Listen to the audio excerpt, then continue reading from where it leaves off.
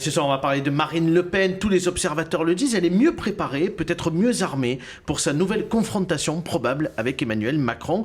Marine Le Pen, présidente, possible ou pas? Quelques explications en images. Tous les observateurs politiques en conviennent, la candidate du Rassemblement national fait probablement sa meilleure campagne présidentielle.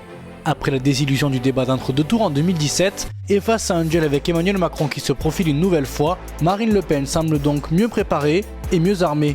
Plus expérimentée aussi, elle évite les pièges sur des sujets trop polémiques. Au contraire, elle joue depuis de nombreux mois la carte de la sérénité.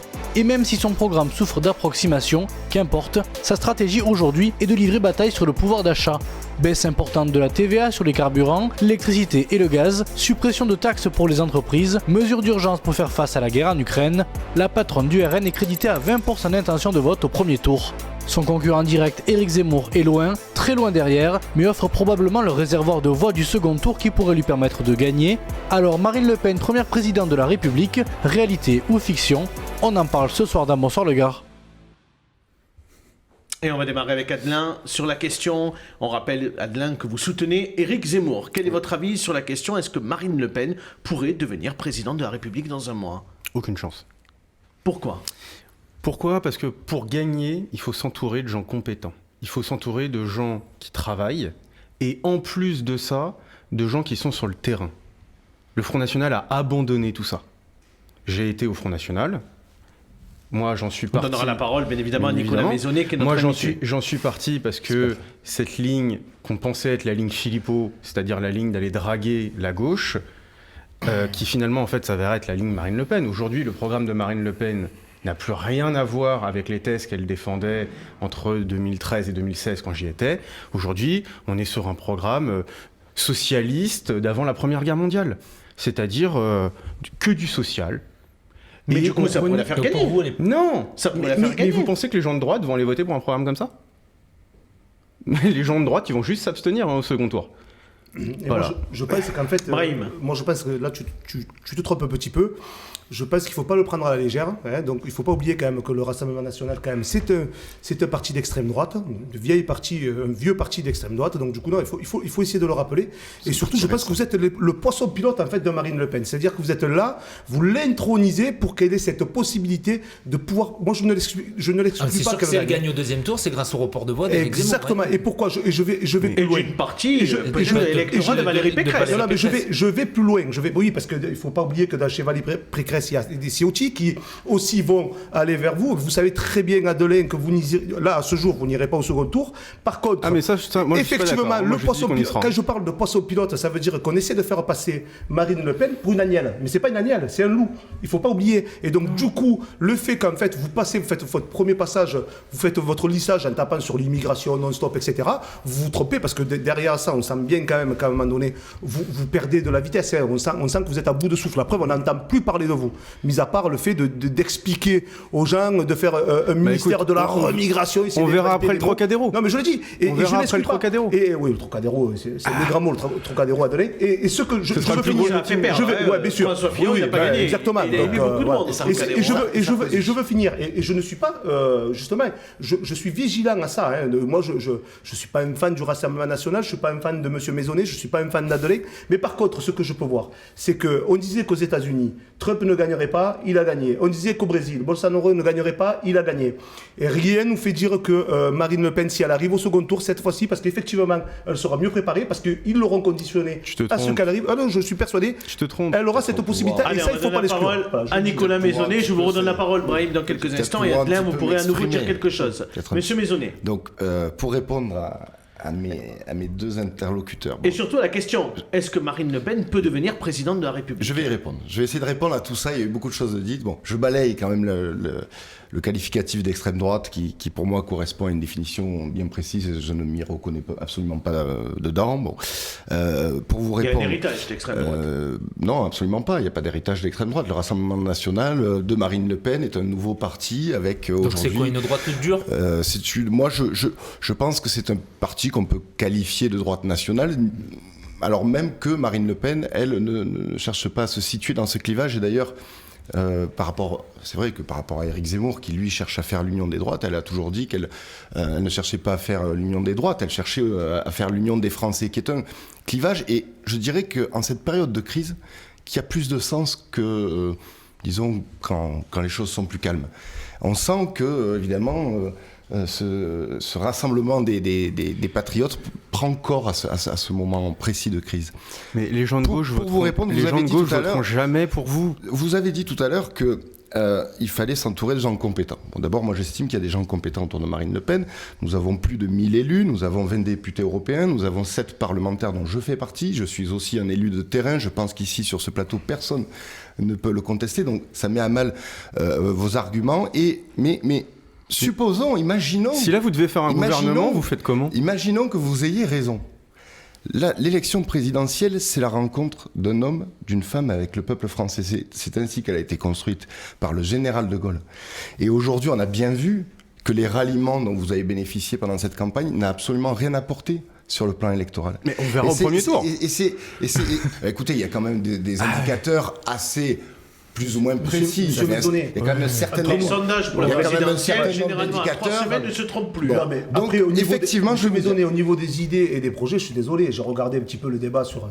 Je me suis attelé à regarder le débat la dernière fois où on est passé sur BFM TV, mis à part à nous faire une tambouille avec la TVA sur les salles, je veux dire, son programme, il est un peu light. Je veux dire, elle n'a pas inventé la machine à courber la banane, Marine Le Pen. Écoutez, non, mais ça déconne. Je veux dire, c'est sa 3e campagne, il me semble qu'elle radote. Je ne dis pas, elle s'est humanisée. Voilà, on essaie de la faire passer pour plus humaine, comme une agnelle. Non, mais tu te trompes, Brahim. Tu te trompes, Brahim. Elle est naturellement comme ça. Elle ne soit pas humaine. Non, je dis pas ça. Je dis juste que le fait de l'agressivité de notre voisine Adelin, Reconquête, à travers son parti Reconquête, ça l'a rendu, c'est ça que je veux dire. Pourquoi voudriez-vous qu'on soit inhumain ? Non, mais parce que vous tenez des propos à un moment donné. Non, mais ça, c'est une étiquette. Elle s'est rendue plus sympathique, en tout cas, moins agressive. Moi, je vais vous dire, je la côtoie depuis un certain nombre d'années, je peux vous dire qu'elle est sympathique. Oui, mais elle avait qu'elle est tout à fait humaine. Pour les Français, monsieur. J'ai l'habitude de regarder. J'ai regardé un exemple au Parlement européen. Je l'ai regardé ça a été l'intégralité des lois qui défendent les droits des femmes sont en réalité truffées de mesures pour aider les migrants, et donc nous sommes opposés. Donc ça veut dire qu'au détriment de faire passer des droits sur les femmes, et bien justement sous prétexte qu'il y a les migrants derrière, ça y est, encore les grands migrants, l'immigration encore, on va être envahi. Du coup, on vote contre. Donc ça veut dire quoi ? Ça veut dire que son dur relent là de haine vis-à-vis des migrants, il est vous énervez pas. Non, je ne m'énerve pas. Juste, je vous énervez pas. Avec sympathie, Nicolas Maisonneuve, parce que vous mettez sympathique. Je le redis, vous mettez sympathie. L'exemple que vous avez donné, attention. Et vous ferez un bon psychologue. Allez, Brahim, on laisse parler Nicolas Maisonneuve. Je termine sur la question. Oui, je pense qu'elle peut gagner. Effectivement, moi, je pense qu'elle est plus préparée que jamais. Vous dites que c'est sa 3e élection présidentielle. Il a fallu 3 élections présidentielles à François Mitterrand, qui était d'ailleurs que personne ne donnait gagnant.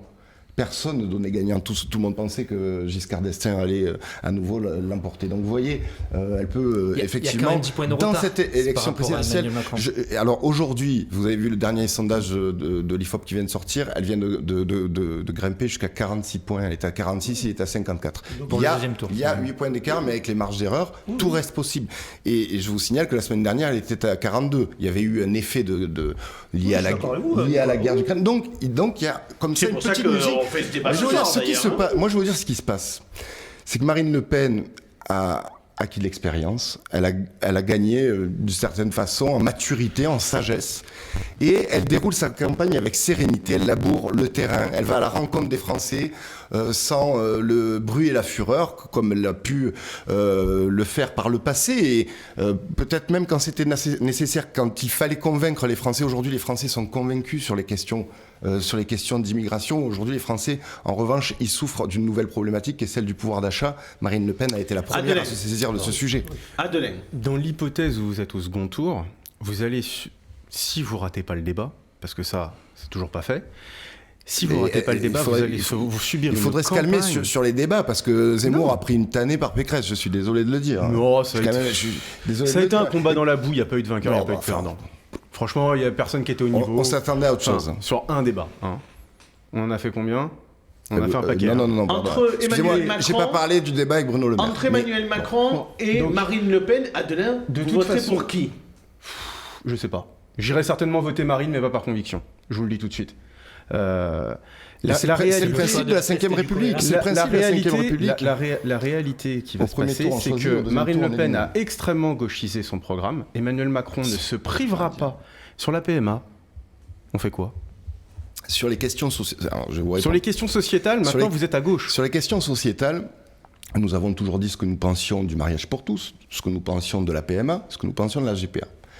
Nous avons dit que la société est aujourd'hui divisée, était blessée, et que de fait, il convenait de faire un moratoire sur toutes les questions sociétales. Maintenant, avec le référendum d'initiative citoyenne que nous proposons, les Français de droite, peut-être conservateurs, pourront se saisir de ces questions, alors qu'ils ne peuvent pas le faire aujourd'hui. En revanche, Éric Zemmour, il est contre le mariage pour tous. Bien sûr. Est-ce qu'il l'abrogera? Non.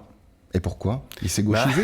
Non, c'est pas. Encore une fois, le problème c'est que si vous abrogez le mariage pour tous Mais est-ce que vous dites qu'il s'est gauchisé? Non, il s'est pas gauchisé. il a été alors clair sur sa dites de position. Marine Le Pen qu'elle Parce s'est que Marine Le Pen, gauchisée? Marine Le Pen est pour la PMA. Mais pas du tout. Ben si. Mais nous avons elle l'a voté. dit. Mais nous avons voté contre à l'Assemblée nationale, monsieur. Elle a dit que quand on dit qu'on n'a rien contre, contre, c'est à peu près le travail qu'on a fait. quand on dit qu'on n'a Je vous rien invite contre. d'ailleurs à voir à la tribune mon intervention sur le projet de loi bioéthique Oui, mais- et sur la Monsieur dernière, Maisonnet, je vous remets loi pas sur vous en question. l'avortement, sur le rallongement de Je vous l'avortement. remets pas vous en question. Mais C'est le clan des nains Beaumont. Non, le mais problème monsieur- reste le clan Monsieur, des nains nous avons Beaumont. une cohérence de vote. Non, C'est c'est quoi, quoi, Gilles Nana Le Beaumont clan des nains Beaumont, cohérence. c'est l'entourage de Marine Le Pen. C'est-à-dire, c'est ses proches, très très proches conseillers. Ce sont les seules personnes qu'elle écoute. Marine Le Pen gouverne son parti en autocrate. Et c'est les gens, si vous voulez, qui entourent Marine Le Pen et qui dirigent la ligne du parti. Moi, ce qui me fait peur ce soir, c'est Ça, quand même que là, on a ça relève un peu du fantasme. Il y a une Non. extrême, il y a deux, pour moi, personnellement, il y a deux extrêmes droites, et il y a une extrême droite plus et une extrême droite plus. Donc ça veut dire, ça me fait penser à la 4G plus et la 5G. Mais- Mais on reste quand même sur, vous avez dit- sur les mêmes, on vous reste avez quand même fait un sur bon les petit- mêmes. Oui, mais on reste quand même sur la C'est- même longueur d'onde. Vous La parlez réalité- de PME, mais on reste quand même sur des débats quand même difficilement entendables pour les Français. Et les Français. c'est-à-dire que Je les veux gens dire, quand s'arrêtent vous sur êtes l'Assemblement mais national. bien C'est-à-dire que les évidemment, gens vont voter parce que pour. je le répète quand même, la reconquête, Adelin, vous êtes juste les poissons pilotes, vous le savez très bien. Vous vous arrangerez comme Elle tous parle les partis politiques. d'immigration aussi, Vous- Marine Le Pen. mais- Ça reste des sujets qui Corentin, inquiètent ils aussi s'arrangeront. les gens. Écoute-moi, Corentin, ils s'arrangeront. Mais au second Emmanuel tour. Macron s'en est Reconquête emparé aussi et par moment, sauf Rassemblement qu'il a rien national.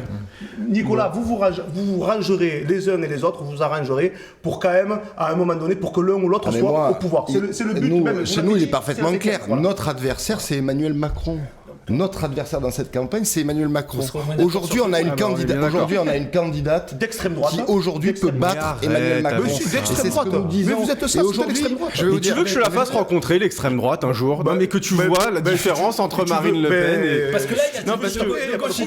il y a- non, mais à un moment, l'extrême droite. C'est ce qui m'inquiète, Marine Le Pen est de gauche maintenant, je comprends plus rien. Moi, ce soir, je suis perdu. Marine Le Pen est de France. Voilà, ce sera le mot de la. Merci beaucoup en tout cas à tous d'avoir débattu.